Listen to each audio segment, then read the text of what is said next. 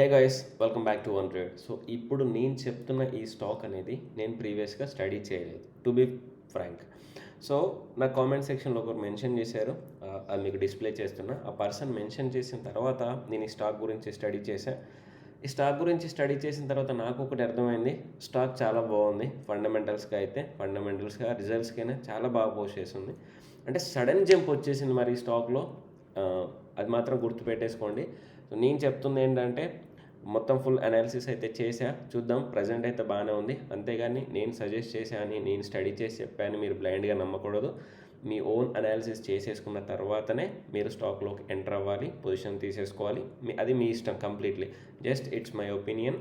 I'm not recommended any stock to buy or sell అనేది మాత్రం మీరు 100% గుర్తుపెట్టుకోవాలి. మీరు చెప్తేనే కొన్నాం తర్వాతనే పడిపోయింది అనేవి అనకూడదు. ఓకే ఓకే ఇప్పుడు ఒకసారి చెప్పుకొని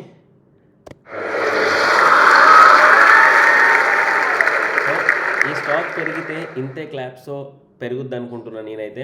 ఒకవేళ పెరగకపోయినా నన్ను ఏమనకూడదు. SG mart, one mart infinite possibilities. మీకు మార్ట్ అంటే అర్థమైపోతుంది. డి మార్ట్ అయినా, ఎస్ మార్ట్ అయినా, రిలయన్స్ మార్ట్ అయినా. మార్ట్ అంటే ఏంటంటే ఒక కలెక్షన్ ఆఫ్ థింగ్స్ అన్నట్టు. మనం రెగ్యులర్గా యూజ్ చేసే ఐటమ్స్ కానీ అవన్నీ ఒక ప్లేస్లో ఉండడానికి మనం ఆ నోటేషన్ పెట్టేదాన్ని మార్ట్ అని అనుకుంటున్నాం. సో డీమార్ట్ ఎలా అయితే గ్రాసరీస్ రిలేటెడ్గా పెడుతుందో, మన డ్రెస్సింగ్ షాపింగ్ రిలేటెడ్ పెడుతుందో, ఈ ఎస్జీ మార్ట్ వాళ్ళు కూడా ఏవైతే మన బిల్డింగ్ కన్స్ట్రక్షన్కి యూజ్ అయ్యే మెటీరియల్స్ ఉంటాయో వాళ్ళన్నీ స్టోర్ చేసుకుంటున్నారు అన్నట్టు. వాళ్ళ దగ్గర నుంచి అన్ని సప్లై అవుతుంది. కొన్ని బ్రాండ్స్తోని కొలాబరేట్ అయిపోయి వీళ్ళు ఏంటంటే హయ్యర్ మార్జిన్కి సెల్ చేస్తున్నారు. సో కంప్లీట్గా ఈ స్టాక్ బిజినెస్ ఏంటంటే మీకు అర్థమైంది కదా, ఒక కన్స్ట్రక్షన్ రిలేటెడ్గా ఉండే మెటీరియల్స్ ఏవైతే ఉంటాయో వీళ్ళు సప్లై చేస్తారన్నట్టు. So SG mart. So first ఈ వీడియోలో మనం మాట్లాడుకునేది table of contents, business, brands, fundamentals, financial, ఫైనల్గా టెక్నికల్గా మాట్లాడుకుందాం. సో బిజినెస్ గురించి మనం మాట్లాడితే నేను ఆల్రెడీ చెప్పేసా, ఒకసారి మనం థియరిటికల్ కూడా చూసుకుందాం. ఏం లేదు, మనకు ఒక బిజినెస్ అనేది సింపుల్గా అర్థమైందా లేదా అనేదే ఇంపార్టెంట్ ఒక స్టాక్లో. వారన్ బఫెట్ గారు కూడా అదే చెప్తారు అన్నట్టు.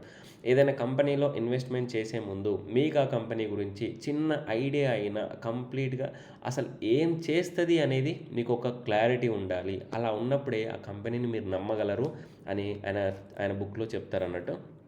So SG Mart is a tech-enabled premier B2B business-to-business one-stop shop that provides a wide range of construction-related solutions. నేను చెప్పే కదా, కన్స్ట్రక్షన్కి ఏవైతే యూజ్ అవుతాయో అవన్నీ వీళ్ళు ప్రొవైడ్ చేస్తుంటారు.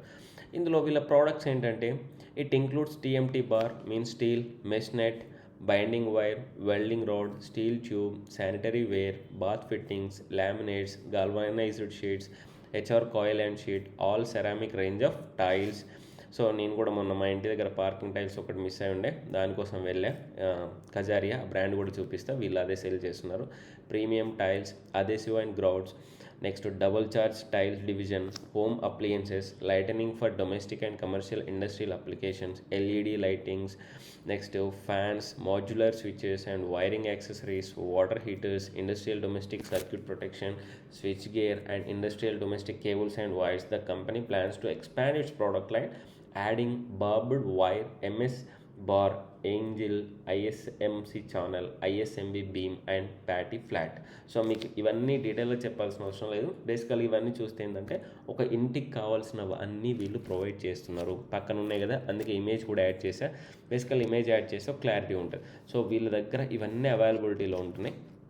ఇక్కడ ఇంకొకసారి చూస్తే వీళ్ళది drivers for SG Mart B2B market place model. So వీళ్ళని ఏది డ్రైవ్ చేస్తుంది మేజర్గా అనేది చూస్తే, India is the 7th largest manufacturing hub and 5th largest retail distribution market globally. So India అనేది మ్యానుఫ్యాక్చరింగ్లో 7th ప్లేస్లో ఉంది హబ్గా, లార్జెస్ట్ రిటైలర్గా 5th ప్లేస్లో ఉంది అన్నట్టు. నెక్స్ట్ ఏవే ఫ్యాక్టర్స్ ఇంకా లీడ్ చేస్తున్నాయంటే, ఇక్కడ గ్లోబల్గా మనకు మంచి డిమాండ్ ఉండే ఛాన్స్ ఉందని కన్స్ట్రక్షన్కి. నెక్స్ట్ గవర్నమెంట్ PLSA స్కీమ్స్ కానీ ఇలాంటివి ఏంటివంటే మనకి బెటర్ పొజిషన్ ఉండేలా చూస్తున్నాయి. ఇంకొకటి అమెరికా, చైనాకి కూడా మనం ఒక పోటీ పడే విధంగా మనం డెవలప్ అవ్వాలి అనే విధంగా ఇలాంటివి సెక్టార్స్, ఇలాంటి ప్లేసెస్ ఏంటంటే మనల్ని కొంచెం బూస్ట్ చేయడానికి అవకాశం ఉందని వీళ్ళు మెన్షన్ చేస్తున్నారు. అదే ఇండియాలో కూడా ఇన్ఫ్రాస్ట్రక్చర్ చాలా పెరిగే ఛాన్స్ ఉంది.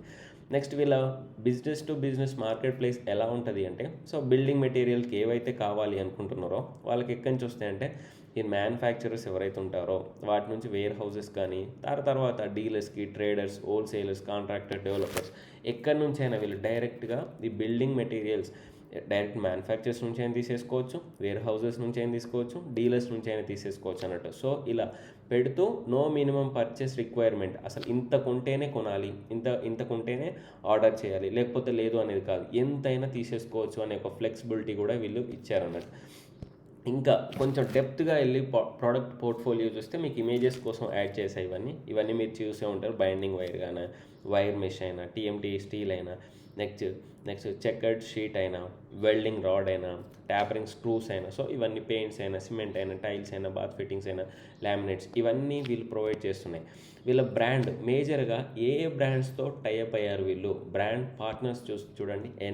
NMDC, Jindal steel power, JSW steel, Hindustan zinc, Hira, next Havells, Triveni enterprises, Kajaria. నేను చెప్పా కదా, నేను పార్కింగ్ టైల్స్ కోసం వీళ్ళ దగ్గరికి వెళ్ళాను, నిన్న తీసేసుకున్నా, కొంచెం ఆర్డర్ పెట్టాను, టైం పడుతుందని చెప్పారు. సో దీంట్లో ఇంకొకటి అపోలో వాళ్ళ స్టీల్ కూడా మెన్షన్ చేశారు వాళ్ళ వెబ్సైట్లో, ఇక్కడైతే యాడ్ చేయలేదు, చూద్దాం. నెక్స్ట్ వీళ్ళ ఫైనాన్షియల్గా చూస్తే వీళ్ళ రీసెంట్గా వీళ్ళు రిజల్ట్స్ ఏవైతే పెట్టారో Q2 రిజల్ట్స్ ఇవి. నెక్స్ట్ హాఫ్ ఇయర్ రిజల్ట్స్ చూస్తే చాలా బెటర్గా ఉన్నాయి. 350% of year on year increase, చూడండి ఎంత రెవెన్యూ పెరిగిందో. నెక్స్ట్ ఎబిటా కూడా 203% పెరిగింది. అదే చెప్తున్నా, సడన్గా నేను మీకు స్క్రీనర్లో కూడా ఒకసారి చూపిస్తా.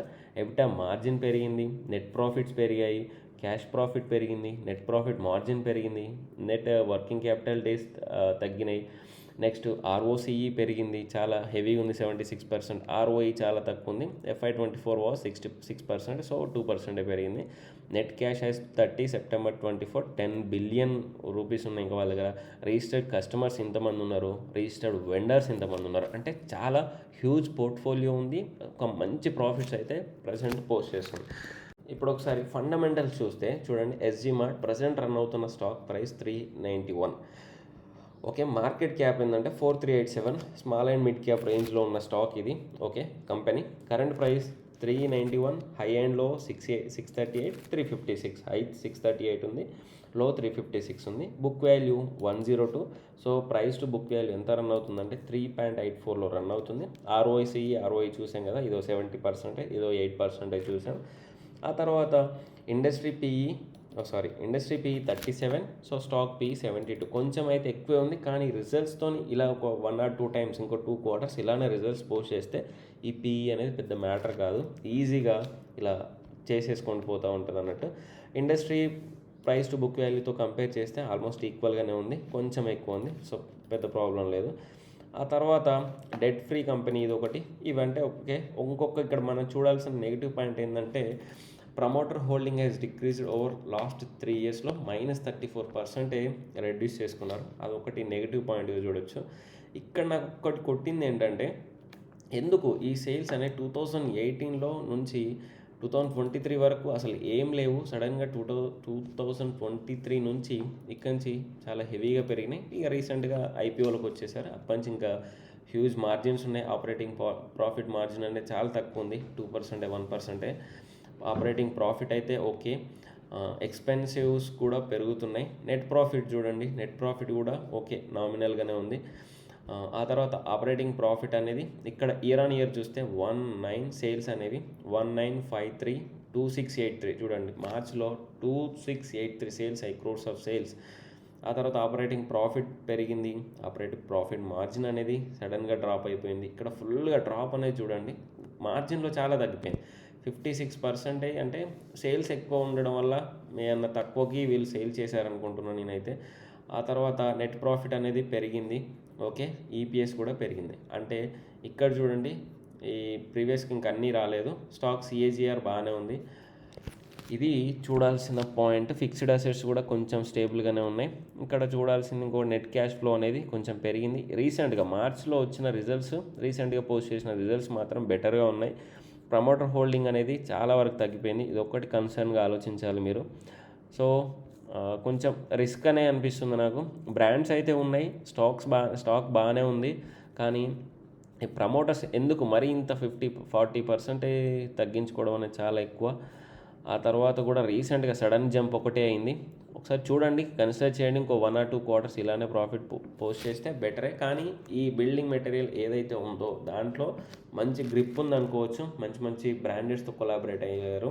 మేము రిస్క్ తీసుకుంటాం పర్లేదు అని అనుకుంటే స్టాక్లో తీసేసుకోవచ్చు. ఐఎమ్ నాట్ రికమెండెడ్, మళ్ళీ చెప్తున్నా. మీకు రిస్క్ తీసుకుంటామంటే తీసేసుకోవచ్చు. లేదు నేను కొంచెం వెయిట్ చేస్తానన్నా కూడా ఓ మంచి కరెక్షన్ వచ్చే వరకు కూడా మీరు వెయిట్ చేయొచ్చు. మనం టెక్నికల్గా చూస్తే ఎస్జీ మార్ట్, సో దీన్ని రీసెంట్గా ఐపీఓ ఎప్పుడు వచ్చిందంటే October 23లో వచ్చింది. వచ్చినప్పటి నుంచి స్టాక్ అనేది కొంచెం స్టేబుల్ అయింది, ఒక 1 month అనుకోండి. ఆ తర్వాత కంటిన్యూస్గా పెరిగింది, మళ్ళీ కరెక్షన్ అనేది కంటిన్యూస్గా వచ్చేసింది, ఆ తర్వాత స్టేబుల్గానే అయిపోయింది అన్నట్టు. సో మనం ఎక్కడి నుంచి చూడొచ్చు అనుకుంటే, మేము రిస్క్ తీసుకుంటాం అనుకున్న వాళ్ళు మాత్రం ఈ 450 పైన స్టాక్ అనేది పాజిటివ్గా ఉంటే, ఇక్కడ పైన క్లోజ్ అయితే మనం టార్గెట్లు ఆల్మోస్ట్ ఇక్కడికైనా పెట్టుకోవచ్చు. ఇంకొంచెం ఎక్కువైనా ట్రైలింగ్ స్టాప్ లాస్తో దీన్ని తీసుకెళ్ళచ్చు. లేదు స్టాక్ అనేది రిజెక్ట్ అయ్యి కిందికి వెళ్ళిపోతే మళ్ళీ ఒకవేళ డౌన్ అయిపోతే వదిలేయండి. ఇక్కడి నుంచి మళ్ళీ రివర్స్ అయినప్పుడు మనం మళ్ళీ ఒకసారి కన్సిడర్ చేసేసుకోవచ్చు. ఓకే, స్టాక్ ఫండమెంటల్స్కి అయితే 24లో మంచి పాజిటివ్గా వచ్చేసింది. కానీ ఇంత సడన్గా ఎందుకు వచ్చింది? వాటి కన్స్ట్రక్షన్ దానికి పోర్ట్ఫోలియో అయితే బాగానే ఉంది. ఓకే, వెయిట్ చేస్తే పోయేదేం లేదు కదా. దీనిపైన ఒకటిసారి చూసుకోండి, దీనికి కిందికి వస్తే వదిలేయండి. మళ్ళీ ఇక్కడి నుంచి రివర్స్ అయినప్పుడు ఒకసారి చూడండి. ఏదైనా మార్కెట్లో స్టాక్ అంటేనే రిస్క్, అది మీరు ఓన్గా ఆలోచించేసుకోండి. Thank you. జై హింద్.